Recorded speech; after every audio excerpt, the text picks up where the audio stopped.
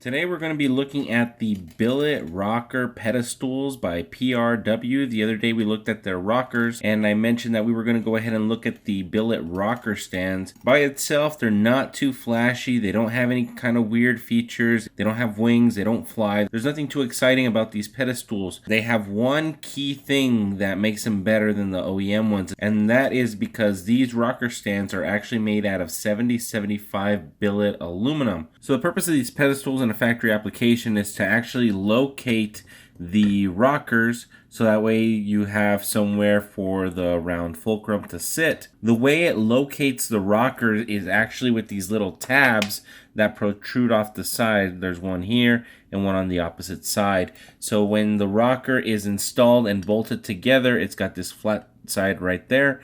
When you bolt it together, they actually interlock and butt up against each other, so that prevents the rocker from overexerting itself. There's no way for the rocker to rotate forward and back, because as soon as you tighten this down, the fulcrum and the rocker stands essentially become a single unit. What's cool about these rocker stands is that because they're made out of billet aluminum, they're significantly stronger. And I know some of you guys might be saying, what does that actually matter? They just sit there. As long as they locate the rocker, what does it matter? So I'll explain to you guys what happened to me personally. Last year when I was getting everything ready to drive out to Missouri to drag race my Turbo LS 4x4, I went to the dyno to get a baseline and make sure everything was okay, make sure my fuel curve was good.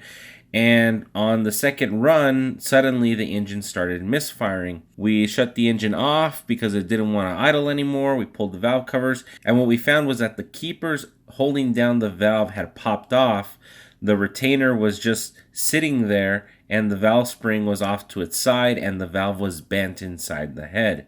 So I went ahead and I pulled the head off, put a new valve in it, make sure everything was good, put everything back together, reinstalled everything the way it was. We assumed it was just poor installation. Maybe the keepers weren't all the way seated. We weren't exactly sure, so we put it all together and we ran it again and it dropped the valve again. The second time we went ahead and took it apart, we took it all the way down. We looked at the rockers, we looked at the rocker stands, we looked at the lifters, the push rods. We were like, what's going on? Everything looks fine.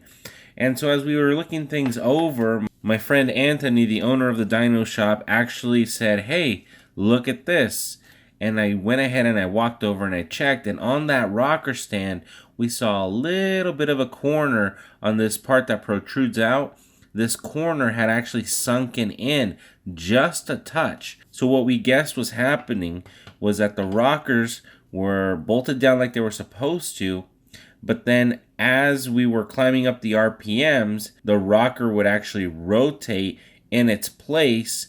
Once it rotated far enough to get off of the valve, it would push down on the retainer instead of pushing on the valve. Once the rocker pushed down on the retainer, it forced the keepers to pop off and the valve to drop. And at the time, we were just guesstimating. So we were wondering if that was the actual cause of the problem. So when we looked at the rocker, you can see that the rocker has kind of a wear pattern right here. The rocker that we pulled off actually had a wear pattern more similar to sliding. So what it actually looked like was as the rocker was coming down to push against the valve, it was slipping and slipping and slipping, and it was causing this really weird wear pattern. Until eventually, once we got high enough in the RPMs, there was enough deflection in the valve train that it had slipped too far, and then that's when it actually pushed against the retainer. We don't know what actually caused the rocker stands to deform like that.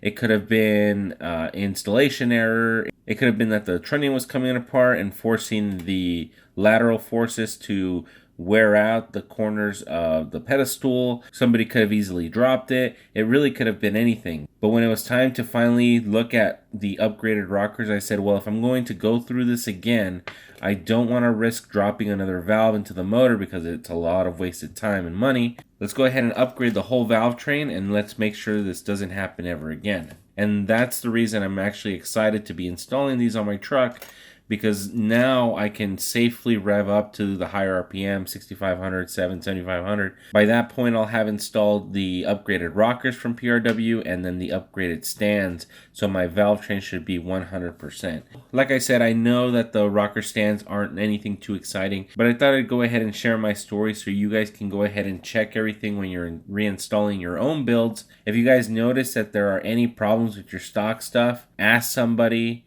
Lucky for me, I was able to recover fairly quickly, but if something like that happened to anybody else, it could literally make or break the build. So I completely understand. I will see you guys all in the next one. Night Wrencher, out.